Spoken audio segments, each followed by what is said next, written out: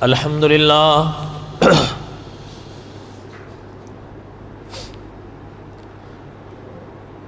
الحمدللہ حمدا کثیرا طیبا کما امر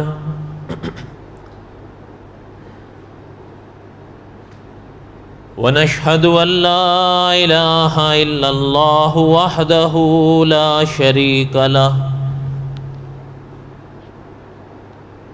ونشهد ان سیدنا وسندنا ومولانا محمدا عبده ورسوله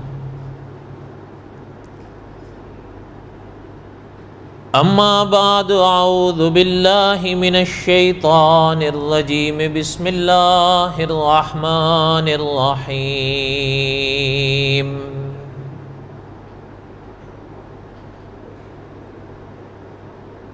الف لام را تلک آیات الکتاب المبین انا انزلناہ قرآنا عربیا لعلکم تعقلون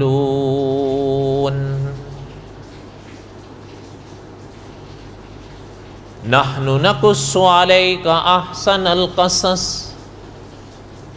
بما اوحینا الیک ھذا القرآن وَإِن كُنْتَ مِن قَبْلِهِ لَمِنَ الْغَافِلِينَ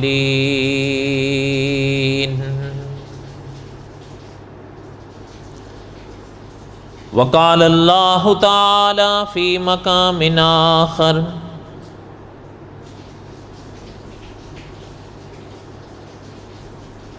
قُلْ إِن كُنْتُمْ تُحِبُّونَ اللَّهَ فاتبعونی یحببکم اللہ ویغفر لکم ذنوبکم واللہ غفور رحیم قل اطیعوا اللہ والرسول فَإِن تَوَلَّوْا فَإِنَّ اللَّهَ لَا يُحِبُّ الْكَافِرِينَ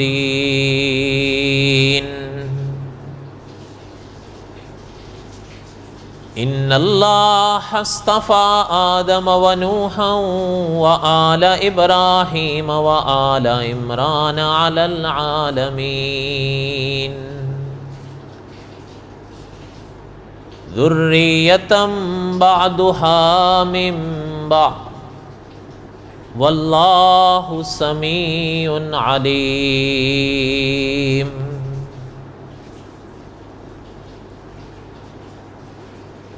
وقال النبي صلى الله عليه وسلم أنه سيكون في أمتي كذابون ثلاثون كلهم يزعم أنه نبي وأنا خاتم النبيين لا نبي بعدي وقال النبي صلى الله عليه وسلم الناس بنو آدم وآدم خلق من تراب صدق اللہ العظیم وصدق رسولہ النبی الکریم ونحن على ذلك لمن الشاہدین والشاکرین والحمد للہ رب العالمین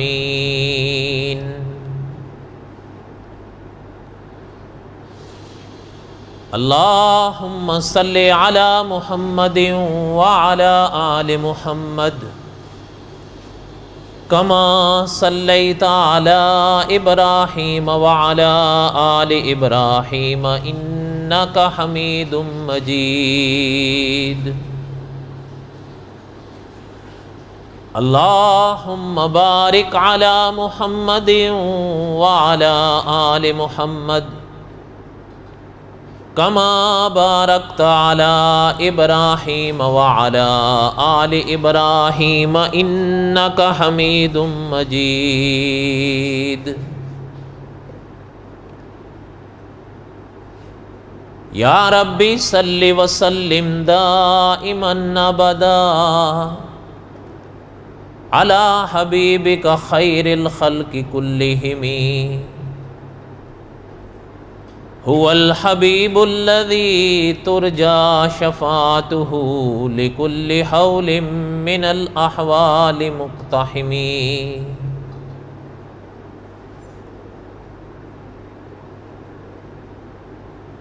ہمہ قسم کی حمد و ثنا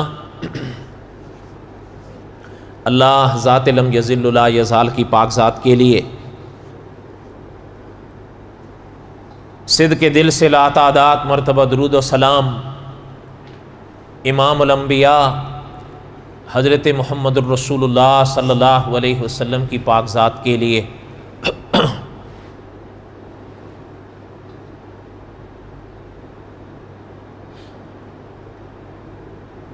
قصص الانبیاء علیہم السلام اور حضرت داؤد علیہ السلام کے واقعات کو میں دہرا رہا تھا۔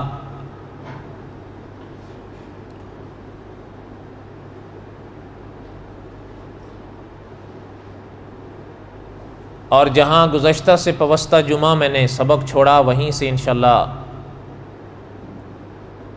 آگے پڑھیں گے۔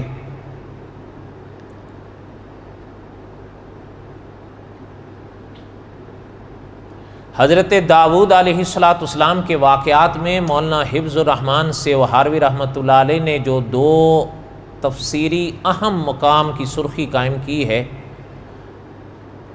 ان دونوں مقاموں کو ہم نے الحمدللہ تفصیل سے پڑھ لیا۔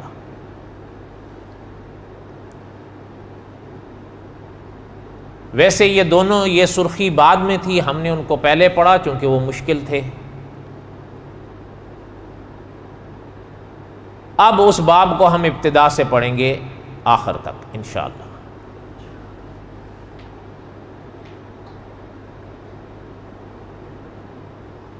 حضرت داؤد علیہ السلام کے واقعات میں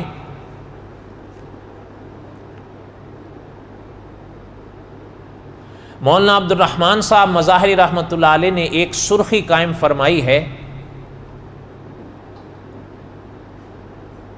تسخیر جبال کی۔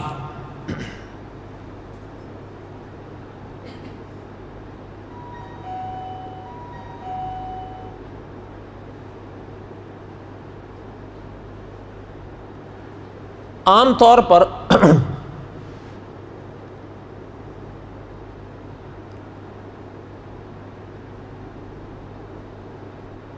کئی ایسی چیزیں ہم کائنات میں دیکھتے ہیں، ہمیں وہ بے جان لگتی ہیں،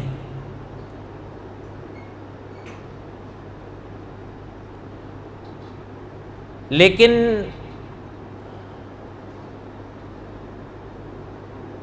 اسلامی کتابوں کی دنیا کو اگر دیکھا جائے یا پڑھا جائے تو علماء حق یا محققین علماء اس جملے کے ساتھ اتفاق نہیں کرتے۔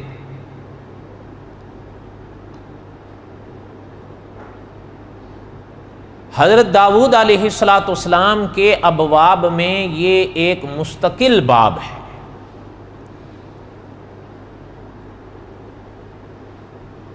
اور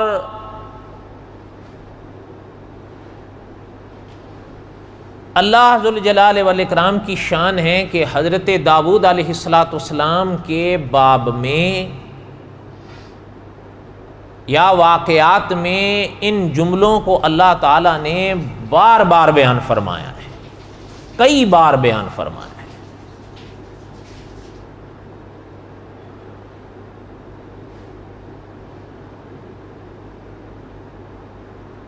مثلاً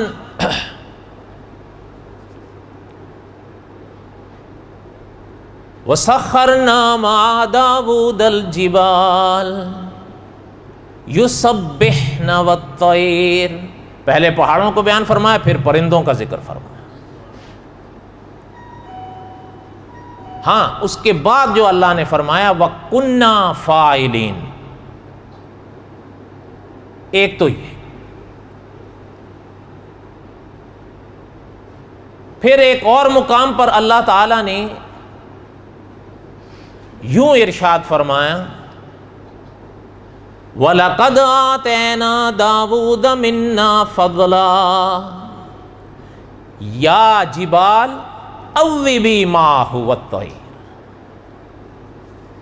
اچھا، اب یہاں پر اللہ ذو الجلال والاکرام نے پھر پہاڑوں کو اور پرندوں کو بیان فرمایا،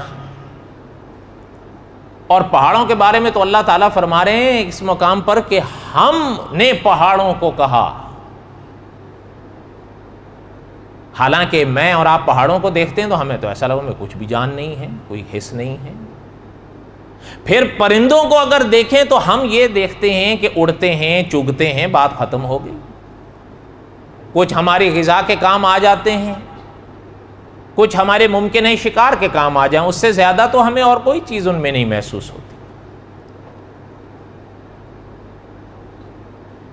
وَلَقَدْ آتَيْنَا دَاوُودَ مِنَّا فَضْلًا یا جبال اوبی مَعَهُ وَالطَّيْرَ۔ اچھا، ایک تو یہ ہے۔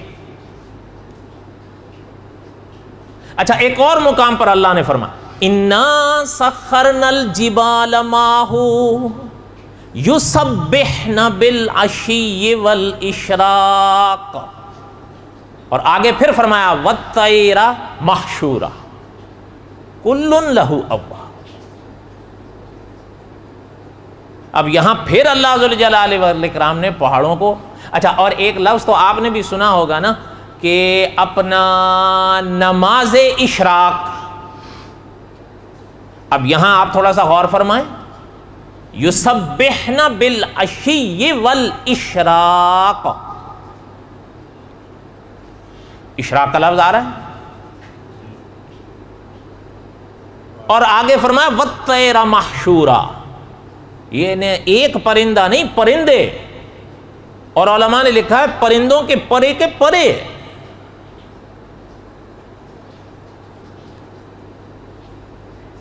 ان ابواب میں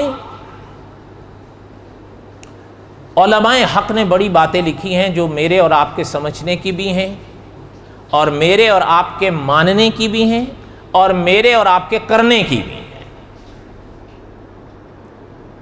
جیسے علامہ خالد محمود صاحب رحمۃ اللہ علیہ نے لکھا ہے نا کہ اسلامی احکامات میں کچھ باتیں ایسی ہوتی ہیں وہ ماننے کی ہوتی ہیں، ان کو ماننے کے بعد آپ نے ہم نے کچھ کرنا نہیں ہوتا، لیکن کچھ باتیں ایسی ہیں کہ ان کو ماننے کے بعد آپ نے اور ہم نے کچھ کرنا بھی ہوتا ہے۔ ایک تو یہ باتیں ذہن میں رکھیں۔ دوسری بات، آگے پڑھنے سے پہلے ہم مسلمانوں کے عقائد میں ایک عقیدہ ہے، اس کو تازہ کرتے چلیں۔ اسے کہا جاتا ہے معجزات کا عقیدہ یا معجزات کے بارے میں عقیدہ، اور یہ مستقل عنوان ہے اسلامی تعلیمات کا، اس کا انکار جائز نہیں ہے۔ حتیٰ کہ علماء محققین کا فیصلہ ہے کہ کچھ معجزات ایسے ہیں اسلامی ذخیروں میں، اللہ نہ کرے اگر ان کا انکار کر دیا جائے تو انسان پھر دین اسلام کے دائرے میں نہیں رہ سکتا، خارج ہو جائے گا۔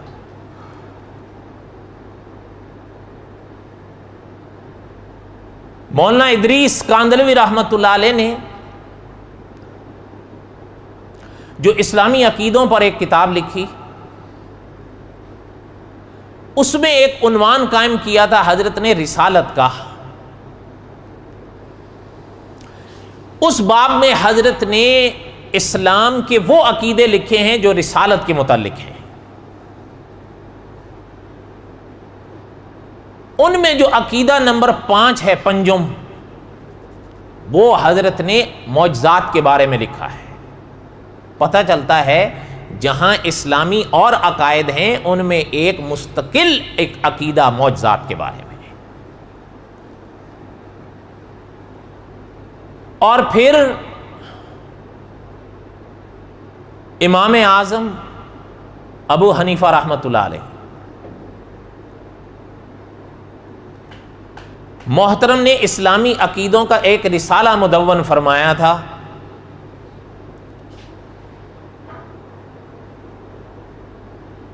فقہ اکبر۔ اس میں بھی حضرت جو ہے رسالت کے باب میں معجزات کا ذکر لائے، اور نہ صرف معجزات کا ذکر لائے بلکہ کرامات تک کا ذکر لائے، اور وضاحت فرمائی محترم نے کہ جیسے انبیاء علیہ الصلوۃ والسلام کے معجزات برحق ہوتے ہیں، اولیاء کی کرامات بھی برحق ہوتی ہیں۔ معنی یہ ہو گیا کہ جیسے میں نے اور آپ نے معجزات کے بارے میں عقیدہ رکھنا ہے، اسی طرح میں نے اور آپ نے کرامات کے بارے میں بھی عقیدہ رکھنا ہے۔ دو باتیں ہو گئیں۔ اس کے ساتھ ساتھ اگلی بات کو ذہن میں تازہ کریں، یہ یاد رہے کہ معجزات ہوں یا کرامات ہوں، ان کے پیچھے یا ان پر قدرت اللہ کی ہوتی ہے، منظوری اللہ کی ہوتی ہے۔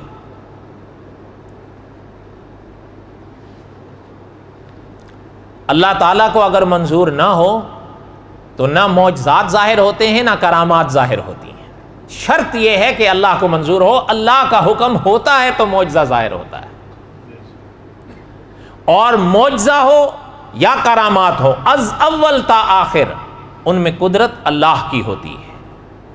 معجزہ سامنے والی شخصیت اگر انبیاء ہیں علیہم الصلوۃ والسلام تو وہ معجزات کہلائیں گے، اور اگر سامنے والی شخصیت اولیاء ہیں تو پھر وہ کرامات کہلائیں گے۔ اور اہل سنت و جماعت ان دونوں سرخیوں اور دونوں عنوانوں کو مانتے ہیں، معجزات کو بھی اور کرامات کو بھی ہے، لیکن ساتھ میں اس عقیدے کو بالکل منقع رکھنا ہے کہ یہ دونوں ہوں قدرت اللہ کی ہے، شرط یہ ہے کہ اللہ کو منظور۔ آپ دیکھتے نہیں حضرت ابراہیم علیہ السلام کا واقعہ خود قرآن پاک میں ہے، اتنا بڑا معجزہ تھا محترم کا جو آگ والا معجزہ ظاہر ہوا، لیکن صاف اس مقام پر اللہ نے فرمایا یا نار کونی بردن و سلامن علی ابراہیم۔ اس آگ کو ٹھنڈا ہونے کے لیے حکم اللہ کا آیا تھا، معجزہ حضرت ابراہیم۔ اچھا ایک اور مقام پر آپ دیکھیں، انی اخلق لکم من الطین کہیئۃ الطیر فانفخ فیہ فیکون طیرا باذن اللہ۔ پرندے میں جان آئی مٹی کے، لیکن آئی تب جب اللہ کا حکم آئے۔ اور ساتھ آگے دیکھیں وَأُبْرِئُ الْأَكْمَحَ وَالْأَبْرَصَ وَأُحْيِي الْمَوْتَى بِإِذْنِ اللَّهِ۔ بیمار اچھے ہوئے، اندھے اچھے ہوئے، مردے زندہ ہوئے، لیکن ہوئے سب کچھ تب جب اللہ کا حکم۔ تو اب قدرت تو اللہ کی ہے، معجزات حضرت عیسیٰ کے ہیں علیہ الصلوۃ والسلام۔ یہی علماء عقائد نے وضاحت کی ہے کہ میں نے اور آپ نے معجزات کو ماننا ہے، یہ ضروری ہے، لیکن ساتھ میں اس عقیدے کو مکمل کریں کہ معجزات ہوں یا کرامات ہوں ان میں قدرت اللہ کی ہوتی ہے۔ بات سمجھ آئی؟ آگے سنیں۔ حضرت داؤد علیہ السلام کے باب میں اللہ ذوالجلال والاکرام نے جو فرمایا وَسَخَّرْنَا مَعَ دَاوُودَ الْجِبَالَ يُسَبِّحْنَ وَالطَّيْرَ۔ اچھا اب یہاں پہاڑوں کا ذکر فرمایا، پرندوں کا فرمایا۔ اللہ جی وہ کیا کرتے تھے؟ فرمایا ہم نے ان کو تسخیر کیا تھا، مسخر کیا تھا حضرت داؤد کے ساتھ۔ وَسَخَّرْنَا مَعَ دَاوُودَ الْجِبَالَ، پہاڑوں کو بھی اور پرندوں کو بھی۔ وہ کرتے کیا تھے؟ علماء نے وضاحت کی ہے کہ جب حضرت داؤد علیہ السلام اللہ کی یاد کے نغمے پڑھتے تھے تو جب حضرت داؤد پڑھتے تھے تو پہاڑ بھی خدا کی یاد میں لگ جاتے تھے حضرت داؤد کے ساتھ، اور آگے اللہ نے فرمایا کہ صرف پہاڑ نہیں، پرندے کی یعنی پرے کے پرے، مولانا حفظ الرحمان سیوہاروی رحمۃ اللہ نے لکھا ہے، پرے کے پرے پرندوں کے حضرت داؤد کے ارد گرد سج جاتے تھے اور خدا کی یاد میں لگ جاتے تھے۔ لیکن ساتھ اللہ فرما رہے ہیں وَسَخَّرْنَا مَعَ دَاوُودَ الْجِبَالَ، ان پہاڑوں کو مسخر کیا تھا حضرت داؤد کے ساتھ اللہ نے۔ یُسَبِّحْنَ وَالطَّيْرَ، پرندوں کو بھی مسخر کیا تھا اللہ نے، کیونکہ آگے خود اللہ فرما رہے ہیں وَكُنَّا فَاعِلِينَ، یہ سب کچھ ہم کرنے والے تھے۔ سمجھ آئی بات؟ اچھا، یہاں پر جو ہے نا ایک یہ بات ہوئی، چونکہ میں نے کہا نا کہ جب ہاں پر ہم دیکھیں پہاڑوں کو بے جان دیکھتے ہیں، پرندوں کو اڑنے چگنے والے دیکھتے ہیں، تو ہمیں لگتا ہے یہ کیسے ہو سکتا ہے؟ کئیوں کو ہوا ہے، کئیوں کو ہوا ہے جنہوں نے ان چیزوں کو سمجھا نہیں، اللہ تعالیٰ معاف فرمائے، اور عقل پر بھروسے کیے اور ان کو لگا کہ یہ بات تو عقل کے خلاف ہے۔ حالانکہ اس دن میں یہاں ایک دوست سے بات کر رہا تھا کہ علماء نے لکھا ہے، جیسے مولانا ادریس کاندلوی رحمۃ اللہ علیہ نے، کہ ایک بات عقل کے خلاف ہو اور ایک بات عقل سے ورا ہو، دونوں میں فرق ہے۔ خلاف عقل ہونا اور بات ہے، ورائے عقل ہونا دوسری بات ہے۔ بات یہ ہے کہ یہ ساری جو چیزیں ہم پڑھ رہے ہیں یہ خلاف عقل نہیں ہیں، یہ ورائے عقل ہیں۔ کیا معنی؟ عقل یہاں ہے، یہ چیزیں یہاں ہیں، عقل کی پرواز وہاں تک نہیں ہے، وہاں تک نہیں ہے، تو اللہ تعالیٰ فرما رہے ہیں گھبراتے کیوں ہو؟ وَكُنَّا فَاعِلِينَ، یہ ہم کرنے والے ہیں۔ جب ہم کرنے والے ہیں تو جہاں بات اللہ ذوالجلال والاکرام کی آ جائے تو وہاں کیوں کیسے یہ سوال ہی ختم ہو جاتے ہیں۔ کیوں؟ اس لیے کہ اللہ کی ذات پاک وہ ہے جن کا تعارف انبیاء علیہم السلام نے جو کرایا تو ان الفاظ سے کرایا کہ علی کل شیء قدیر، کوئی شے ایسی نہیں ہے جو اس کی قدرت سے باہر ہو۔ جو یہ آسمان، یہ زمین، یہ چاند، یہ ستارے، یہ سورج بنا سکتے ہیں، جو ان پہاڑوں کو بنا سکتے ہیں، جو ان پرندوں کو پیدا کر سکتے ہیں، وہ ان کو یہ حکم نہیں دے سکتے، وہ پابند کر دیں گے۔ وَسَخَّرْنَا مَعَ دَاوُودَ الْجِبَالَ يُسَبِّحْنَ وَالطَّيْرَ، خدا کی تسبیح پہاڑ بھی کر رہے تھے، پرندے بھی کر رہے تھے، لیکن حضرت داؤد کے ساتھ، اور آج چونکہ صاف لفظ اللہ نے فرمایا وَسَخَّرْنَا مَعَ داؤد، حضرت داؤد کے ساتھ، اور آخر آیت میں اسی آیت جہاں یہ آیت ختم ہوئی تو اللہ نے فرمایا وَكُنَّا فَاعِلِينَ، یہ سب کرنے والے ہم تھے۔ تو جب اللہ کرنے والے تھے تو پھر ہر قسم کا یہ سوال کہ جی یہ کیوں کیسے ہو گیا، ختم ہو جاتا۔ اور جن کو یہ چیز سمجھ میں نہیں آئی انہوں نے لکھا ہے، یہاں لفظ ہے نا وَسَخَّرْنَا مَعَ دَاوُودَ الْجِبَالَ يُسَبِّحْنَ وَالطَّيْرَ، انہوں نے کہا نہیں، اصل میں یہ مولویوں کو غلط فہمی ہوئی ہے، یہ تو جنگلی لوگ تھے، وہ حضرت داؤد کے ساتھ خدا کو یاد کر لیتے، پرندے کا ہم نے تو کبھی نہیں دیکھا، ہم نے تو کبھی نہیں دیکھا۔ اچھا، یہ ایک چیز ذہن میں رکھیں، ایک تسبیح ہوتی ہے حالی، ایک تسبیح ہوتی ہے کالی۔ جو حالی تسبیح ہے علماء نے لکھا ہے یہاں حالی تسبیح کا کوئی سوال ہی پیدا نہیں ہوتا، اس لیے کہ حالی تسبیح تو ہر شے اللہ کی کر رہی ہے۔ اچھا، یہ بھی یاد رہے کہ جس مقام کے حوالے سے یہ کہا گیا نا کہ حالی تسبیح ہر شے کر رہی ہے، مولانا حفظ الرحمان سیوہاروی رحمۃ اللہ علیہ نے لکھا ہے اس موقع پر بھی محققین کا فیصلہ یہ ہے کہ وہ بھی حالی تسبیح نہیں، کالی تسبیح ہے۔ کالی تسبیح کا کیا معنی ہوتا ہے؟ اس کا رنگ کوئی کالا نہیں ہوتا جو آپ سمجھیں کہ کالی تسبیح کا کاف کے کال، قول، کالو، یہ سمجھیں جو زبان سے کہی جائے، جس میں آواز آئے۔ ایک مسئلہ سنو، مولانا تھانوی رحمۃ اللہ نے لکھا ہے، میں اور آپ نماز ادا کرتے ہیں نا، تو حضرت تھانوی رحمۃ اللہ علیہ، مولانا ابو القاسم رفیق دلاوری رحمۃ اللہ علیہ نے ایک لکھا ہے کہ کوشش کیا کرو جب نماز پڑھا کرو تو کم از کم اتنی آواز ضرور اٹھے کہ آپ کے اپنے کان سنیں، ورنہ نماز نہیں ہوگی ان علماء کے نزدیک۔ بات سمجھ آئی؟ یہ ایسے نہیں، پتہ ہی نہیں ہوتا کیا پڑھ رہے ہیں۔ ایک تو کہہ رہا تھا میں دل میں پڑھتا ہوں، علماء ان حضرات نے لکھا ہے فقط زبان سے بھی کام نہیں چلے گا، کم از کم کہاں تک جائے آواز؟ اپنے کان۔ اور علماء نے لکھا ہے اس کا اثر بھی ہوگا، یہاں سے یہ الفاظ خدا کی یاد کے نکلیں گے، یہاں داخل ہوں گے تو یہاں آئیں گے نا، اس لیے اس چیز کا خیال رکھا کرو، جو پڑھ لی دعا کرو اللہ تعالیٰ قبول فرمائے، لیکن آئندہ خیال رکھو گے۔ تو علماء نے لکھا ہے قالی کا معنی یہ کہ وہ جو چیزیں ہیں وہ بھی صرف جو ہے وہ حال سے نہیں قال سے کرتی ہیں۔ زیادہ سے زیادہ ہم اور آپ یہ کہیں گے، وہ دروازہ کھول، زیادہ سے زیادہ آپ اور ہم یہ کہیں گے کہ ہمیں نہیں سمجھ میں آ رہا۔ آپ اور ہمیں بہت ساری چیزیں نہیں سمجھ میں آتی، آپ اور ہمیں بہت ساری چیزیں دکھائی نہیں دیتی، لیکن ماننی پڑتی ہیں۔ آپ نے اور ہم نے اپنی روح دیکھی ہے لیکن مانتے تو ہیں، بلکہ یہاں تک مانتے ہیں کہ اصل بہار تو ہے ہی روح کی، جس دن وہ جائے گی یہ خود بہت ڈھیر ہو جائے گا۔ آپ نے ہم نے کبھی خدا کے فرشتے دیکھے؟ ہر انسان کے ساتھ کم از کم کتنے فرشتے ہیں؟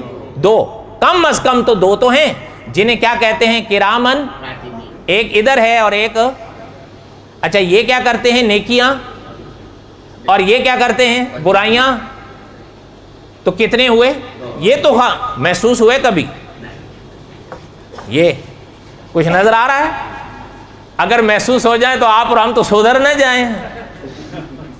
آپ نے ایک مسئلہ علماء سے سنا ہوگا نا کہ جب غسل کیا جاتا ہے باقی جسم دھونے سے پہلے علماء نے لکھا ہے پہلے اس کندھے کو دھوئیں، کتنی دفعہ؟ اور پھر اس کندھے کو دھوئیں، کتنی دفعہ؟ پھر اس کے بعد بقایا جسم دھوئیں۔ علماء نے اس کی وجہ یہی لکھی ہے کہ یہ 2 مقام انسان کے جسم میں ایسے ہیں جہاں خدا کے فرشتے بیٹھتے ہیں، ان کا احترام یہ ہے کہ پہلے ان کو پاک کرو۔ اس کی وجہ یہ ہے جب انسان کا جسم جنابت کی حالت میں ہوتا ہے، فرشتے بول دو نا، فرشتے، اس لیے پاکیزگیوں کا مجھے بھی چاہیے خیال رکھیں اور آپ کو بھی چاہیے خیال رکھیں۔ باقی شریعت آسان ہے، وہم میں نہ میں پڑھوں نہ آپ پڑھیں، لیکن انسان کوشش تو کرے۔ تو بہرحال جو بات عرض کر رہا تھا کہ علماء نے لکھا ہے حالی تسبیح کی بات یہ ہے آپ کو اور ہمیں بہت ساری چیزیں ایسی ہیں جو نہیں سمجھ میں آتی یا نہیں دکھائی دیتی، لیکن اس کا معنی یہ تو نہیں کہ میں اور آپ انکار کر دیں۔ ان فرشتوں کا پر ہمارا اور آپ کا ایمان ہے، اور یہ یاد رہے کہ علماء عقائد نے لکھا ہے کہ فرشتوں کے وجود پر عقیدہ رکھنا ضروری ہے، یہ واجبات میں سے ہے، فرشتوں کا انکار نہیں کیا جا سکتا۔ اچھا فرشتے تو اگلی مخلوق ہے نا، یہاں تک علماء عقائد نے لکھا ہے کہ جنات تک کے وجود کا انکار نہیں کیا جا سکتا ایمان کے لیے۔ کیوں؟ اس لیے کہ قرآن پاک میں فرشتوں کے تذکرے ہیں تو قرآن پاک میں جنات کے بھی تذکرے، بولو نا۔ اچھا الحمد کی الف سے لے کر والناس کے سین تک کوئی سورۃ الملائکہ یاد ہے آپ کو؟ کہ علماء نے لکھا ہے کہ کئی ایسی چیزیں ہیں ہمیں نہیں نظر آتی لیکن ہم نے ماننا ہے ایمانیات کے لیے۔ اسی طرح علماء نے لکھا ہے پہاڑ ہیں ہمیں نہیں سمجھ میں آ رہا وہ تسبیحیں کیسے کرتے ہیں، وہ یاد خدا کیسے کرتے ہیں۔ وَلَقَدْ صَرَّفْنَا فِي هَذَا الْقُرْآنِ لِيَذَّكَّرُوا وَمَا يَزِيدُهُمْ إِلَّا نُفُورًا قُلْ لَوْ كَانَ مَعَهُ آلِهَةٌ كما يقولون اذا لابتغوا الى ذي العرش سبيلا سبحانه وتعالى عما يقولون علوا كبيرا۔ تسبحوا، اب یہ آیت آ رہی ہے، مولانا حفظ الرحمان سیوہاروی رحمۃ اللہ علیہ ساری لائے ہیں لیکن اب وقت نہیں ان کی تفسیر کروں، لیکن آگے سنیں جو موضوع سے جڑی ہوئی ہے تو موضوع سے پچھلی بھی جڑی ہوئی لیکن وقت نہیں ہے، اور پھر آپ کو جانا بھی اگر بارش ہو گئی اور 10 نمبر ہو گیا تو آپ کہو گے ہمارا ستیہ ناش کر۔ تسبح لہ السماوات السبع والارض ومن فیہن، شان ہے اللہ کی، 7 آسمان کو اللہ لائے اس آیت میں۔ تسبح لہ السماوات السبع والارض، زمینوں کو لائے ہیں اللہ، ومن فیہن، جو جتنی مخلوق ان کے اندر ہے سب کو لے آئے ہیں اللہ۔ اللہ جی کیا کرتے ہیں؟ وَإِن مِّن شَيْءٍ إِلَّا يُسَبِّحُ بِحَمْدِهِ، اللہ نے فرمایا کوئی شے ایسی نہیں ہے جو ہمیں یاد نہ کرتی۔ ہاں اب ہمیں خیال آتا ہے یار درختوں کے پاس ہوتے ہیں ہمیں تو کچھ نہیں سنائی دیتا، پہاڑوں سے ہم گزرتے ہیں ہمیں تو کچھ سنائی نہیں دیتا، جانوروں کے پاس سے ہم گزرتے ہیں ہمیں کچھ سنائی نہیں دیتا، پرندوں کو ہم دیکھتے ہیں ہمیں کچھ سنائی نہیں دیتا، تو اللہ تو فرما رہے وَإِن مِّن شَيْءٍ إِلَّا يُسَبِّحُ بِحَمْدِهِ، تو یہ کیسے اللہ کو یاد کر رہے ہیں؟ اللہ نے فرمایا انسان وَلَٰكِن لَّا تَفْقَهُونَ تَسْبِيحَهُمْ، وہ ہمیں یاد کرتے ہیں تمہیں سمجھ نہیں آتا ہے۔ إِنَّهُ كَانَ حَلِيمًا غَفُورًا، اللہ وہ ہیں جو حلیم بھی ہیں اور غفور بھی ہیں۔ تو اس لیے علماء نے لکھا ہے حالی تسبیح تو ساری کر رہی ہیں۔ مولانا حفظ الرحمان سیوہاروی رحمۃ اللہ نے لکھا ہے یہاں بھی حالی تسبیحات نہیں ہیں، قالی تسبیحات ہیں، وہ اللہ کو یاد کرتی ہیں قال سے۔ اللہ حضرت نے لکھا ہے اگر صرف حالی تسبیحات کی بات ہو تو پھر یہ جو اللہ تعالیٰ لفظ لا رہے ہیں وَلَٰكِن لَّا تَفْقَهُونَ تَسْبِيحَهُمْ، تمہیں ان کی تسبیحات سمجھ میں نہیں آتی، تو یہ تو لفظ ہی بے معنی ہو جائے گا۔ اس لیے پتہ یہ چلتا ہے میں اور آپ نہ سنیں پہاڑ خدا کو یاد کرتے ہیں، میں اور آپ نہ سمجھیں پرندے خدا کو یاد کرتے ہیں، میں اور آپ نہ سمجھیں یہ درخت خدا کو یاد کرتے ہیں۔ وَإِن مِّن شَيْءٍ إِلَّا يُسَبِّحُ بِحَمْدِهِ، کائنات میں کوئی شے ایسی نہیں جو اللہ کو یاد نہ کرتی۔ سمجھ آئی بات؟ اس لیے حضرت نے لکھا ہے اگر یہ صرف حالی تسبیحات کی بات ہو تو آگے جو اللہ فرما رہے ہیں وَلَٰكِن لَّا تَفْقَهُونَ تَسْبِيحَهُمْ، تم نہیں سمجھتے ان کی تسبیحات کو۔ میں اور آپ بہت ساری چیزیں نہیں سمجھتے ہیں۔ آپ دیکھیں جو شہید ہیں وہ زندہ ہیں نا، اب ہم تو دیکھتے ہیں یار سر کٹا ہوا ہے، دھڑ کٹا ہوا ہے، تو یہ زندہ کیسے ہیں؟ اس موقع پر بھی تو اللہ نے یہی فرمایا ہے زندہ ہیں تمہیں شعور نہیں ہے، بل احیاء وَلَٰكِن لَّا۔ اچھا اس موقع پر مولانا حفظ الرحمان سیوہاروی رحمۃ اللہ علیہ نے تو کمال کیا ہے۔ حضرت فرماتے ہیں یہ بھی ایک بات ہے کہ آپ اور ہم نہیں کچھ چیزیں دیکھیں لیکن کچھ چیزیں میں اور آپ دیکھنے کے باوجود غور نہیں کرتے۔ کیا معنی؟ حضرت نے فرمایا ہے اگر کوئی یہی کہتا ہے کہ درختوں میں کوئی حص نہیں ہے، کہاں نہیں ہے؟ حضرت نے فرمایا ہے کہ اگر آپ غور کریں ایک درخت ہے اسے کہتے ہیں چھوئی موئی کا درخت، حضرت نے لکھا ہے وہ ہرا بھرا ہوگا، آپ اس پہ ہاتھ رکھیں مرجھا جائے گا، اپنا ہاتھ اس سے ہٹا لیں وہ پھر تر و تازہ ہو جائے گا۔ تو اس میں حص نہیں ہے، جو تمہارے ہاتھ کو محسوس کر رہا ہے حص نہیں ہے تو کیسے محسوس کر رہا ہے؟ پھر دوسری بات حضرت نے لکھی ہے کہ ایک اور درخت ہے جسے کتابوں میں آدم خور درخت کہتے ہیں۔ آپ نے کبھی دیکھا ہو یا سنا ہو، آپ یقین کریں کہ جو ماہرین ہیں نا درختوں کے جن کا یہ نباتات کا موضوع ہوتا ہے، انہوں نے لکھا ہے اگر آپ اس درخت کے قریب ہو جائیں ویسے اسی طرح آرام سے ہوگا، لیکن آپ کے قریب ہونے کی دیر ہے کہ جیسے ہی آپ قریب ہوں گے آپ کی جسم کی حرارت سے اس کی شاخیں بڑھنی شروع ہو جائیں گی اور آپ کو اپنی لپیٹ میں لینے کی کوشش کرے گا۔ اس لیے اس کو کہتے ہیں آدم خور درخت۔ اگر اس کی جڑوں میں یا اس کی یہ شاخوں میں آپ آ جائیں پھر تو الامان والحفیظ ہے۔ تو حضرت نے لکھا ہے حص نہیں ہے تو یہ کیا ہے؟ ہاں یہ ممکن ہے۔ اچھا ایک اور حضرت نے لکھا ہے کہ بڑی پرانی، یہ تو 100 سال پرانی باتیں ہیں، مولانا حفظ الرحمان سیوہاروی رحمۃ اللہ نے لکھا ہے کہ ہمارے زمانے میں کلکتہ میں ایک باغیچہ ہوتا تھا، تو ایک صاحب ہوتے تھے اس باغیچے کے نگہبان، وہ سائنسدان تھے، ان کو بڑا شوق تھا اور ان کا یہ موضوع ہوتا تھا نباتات۔ نباتات کس کو کہتے ہیں؟ بولو تو صحیح۔ ہاں جی، جمادات، نباتات، حیوانات، یہ الفاظ ہیں نا۔ اچھا یہ انہوں نے لکھا ہے کہ ان کا یہ موضوع ہوتا تھا نباتات۔ انہوں نے اس میں لکھا ہے کہ بعض پودے ایسے ہوتے ہیں وہ ایک دوسرے سے ناراض بھی ہو جاتے ہیں، بعض پودے ایسے ہوتے ہیں، پھول ایسے ہوتے ہیں ان کے لیے ایک دوسرے میں کشش ہوتی ہے۔ انہوں نے لکھا ہے کہ بعض پودے ایسے ہوتے ہیں کہ اگر ان کو ایک سے نفرت ہو گئی تو چڑ جائیں گے، جبکہ آپ اور ہم تو دیکھتے ہیں تو ہمیں تو لگتا ہے تو کچھ بھی نہیں ہے بس۔ کیوں آپ کا اور ہمارا یا تو توجہ نہیں ہوتی یا یہ ہمارے موضوعات یا نہیں ہوتے، ہماری توجہ ہی اس طرف نہیں ہوتی۔ لیکن علماء نے لکھا ہے کہ ان چیزوں کے اندر قدرت نے حص رکھی ہے، میں اور آپ نہ جانے تو الگ بات۔ اس لیے علماء نے لکھا ہے کہ حضرت داؤد علیہ السلام کو جو اللہ نے معجزہ بخشا تو یہ معجزہ تھا حضرت کا کہ جب حضرت داؤد علیہ السلام زبور پڑھتے، زبور کا موضوع آگے آئے گا انشاءاللہ، جب زبور پڑھتے، زبور میں تھا کیا؟ زیادہ تر خدا کی یاد کے نغمے ہوتے تھے۔ یہ تب ہم پڑھیں گے، اب ایک ہوا کچھ ٹائم پہلے، اب تو پتہ نہیں ہے یا مر گیا، اللہ بہتر جانے، اس نے کہا یہ جو گیت ہوتے ہیں نا یہ تو روح کی غذا ہیں، اب یہ جملے مسلمان تو نہیں کہتے، دوسرے کہتے ہیں، اس کو کوئی بھاگے ہوں گے۔ تو اس نے کہا کہ جی اصل میں حضرت داؤد بھی تو نغمے پڑھتے تھے نا، تو اگر حضرت داؤد پڑھتے تھے ان کو سننا جائز تھا، یہاں تک کہ پہاڑ اور پرندے بھی مست ہو جاتے تھے، تو ہم نے کیا قصور کیا ہے؟ ہم تو ان باتوں کے ساتھ اتفاق نہیں کرتے۔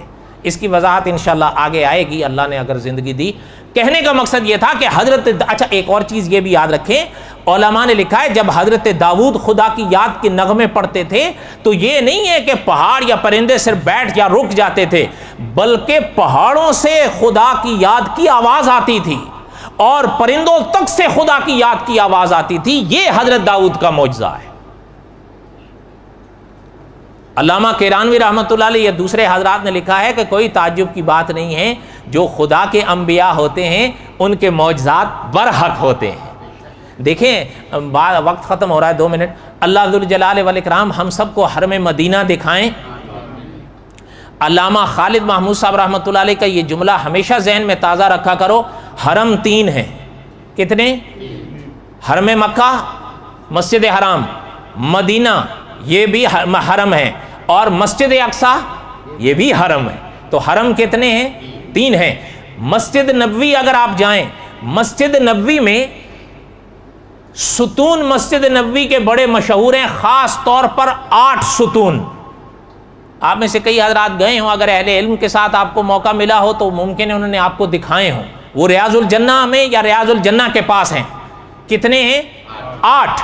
ان میں جو پہلا ذکر کیا جاتا ہے اس کو کہا، اس کے اوپر لکھا ہوا بھی ہے استوانہ حنانہ، اس کے اوپر لکھا ہوا بھی ہے۔ یہ کیا ہے؟ یہ وہی تو ہے کہ علماء نے لکھا ہے کہ جس زمانے میں یہاں پر سرور کونین صلی اللہ علیہ وسلم تھے، اس زمانے میں ایک کھجور کا تنا ہوتا تھا جس پر سرور کونین صلی اللہ علیہ وسلم ممبر بننے سے پہلے خطبہ ارشاد فرمایا کرتے تھے۔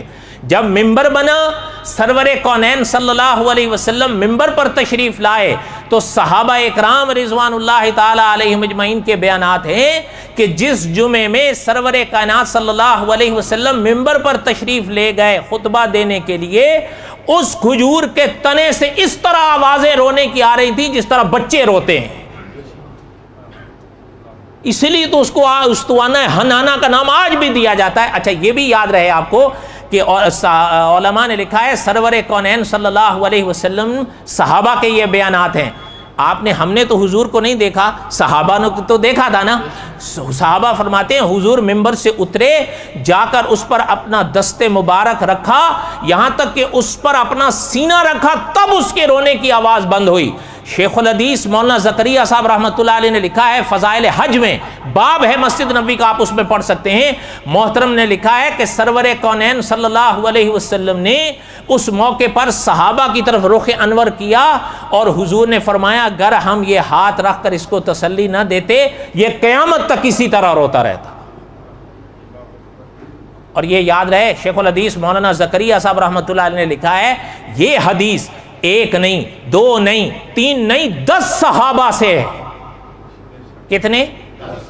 اور اگلی بات آپ سنیں، ہمارے ہند میں 100 سال پہلے علامہ سید سلیمان ندوی رحمۃ اللہ علیہ ہوئے ہیں۔ میں اور آپ تو اب ہمیں اپنے بڑوں کو جانتے بھی نہیں ہیں۔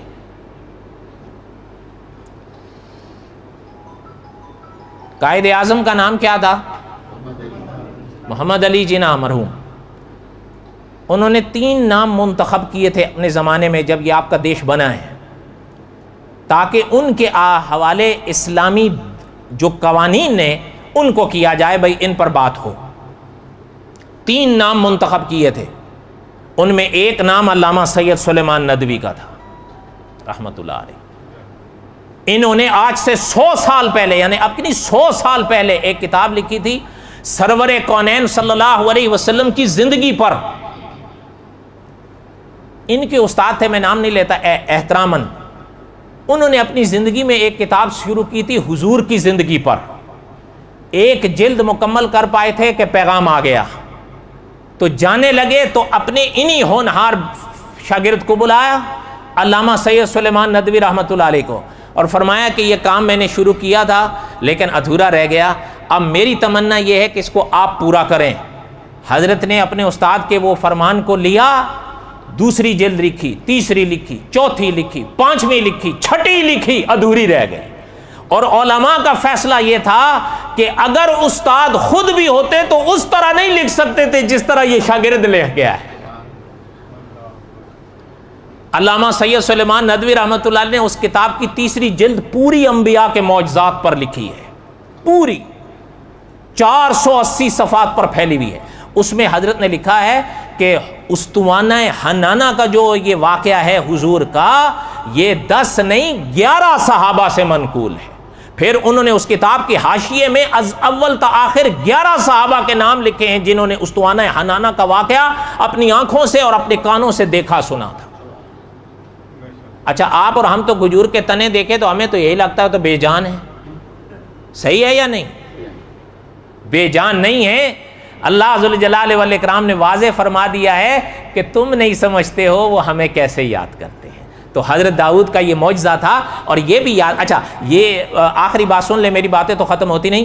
صحابہ فرماتے ہیں ایک دفعہ حضور کے ہاتھ میں کنکریاں آئیں، سنگریزے کنکر، صحابہ فرماتے ہیں حضور، پہلے وہ خاموش تھے، حضور کے ہاتھ میں آئے، جیسے ہی حضور کے ہاتھ میں آئے تو ان کے اندر سے خدا کی یاد کی آوازیں صحابہ سننے لگے۔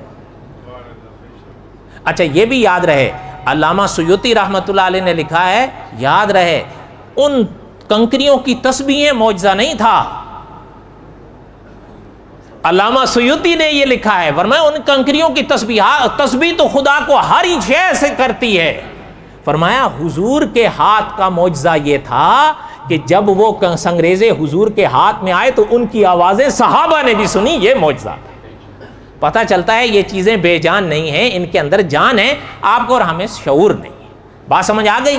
تو حضرت داؤد کے ساتھ جو پہاڑوں اور پرندوں نے خدا کو یاد کیا وہ حقیقتاً یاد تھی، حالی والی بات نہیں تھی۔ اور اللہ تعالیٰ معاف فرمائے وہ اس والی بات بھی نہیں تھی کہ جی وہ تو جنگلی لوگ تھے، ویسے ہی علماء نے پہاڑ اور پتھر بنا لیے۔ لا حول ولا قوۃ الا باللہ، وما علینا الا البلاغ المبین، سنتیں پڑھیں۔